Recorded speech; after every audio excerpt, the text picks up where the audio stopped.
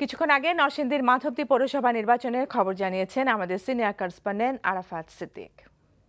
আমি এখন আছি মাধবদীর এসপি ইনস্টিটিউশন ভোট কেন্দ্রে এবং এই ভোট কেন্দ্রে সকাল 8টা থেকে অন্যান্য ভোট কেন্দ্রের মতন ভোট গ্রহণ শুরু হয়েছে এবং বেলা 12টা পর্যন্ত আমাদের প্রিজাইডিং অফিসার জানিয়েছেন প্রায় 40% ভোট গ্রহণ সম্পন্ন হয়েছে এবং এখানে আওয়ামী লীগ এবং বিএনপি সমর্থিত মেয়র প্রার্থী সহ মোট 4 জন মেয়র পদে প্রতিদ্বন্দ্বিতা করছেন। আওয়ামী লীগের মোশাররফ হোসেন মানিক এবং বিএনপির হাজী মোহাম্মদ ইলিয়াস এখানে প্রতিদ্বন্দ্বিতা করছেন এবং ভোট কেন্দ্রে দেখতে পাচ্ছি যে আওয়ামী লীগ এবং বিএনপি দুই পক্ষেরই পোলিং এজেন্ট রয়েছে।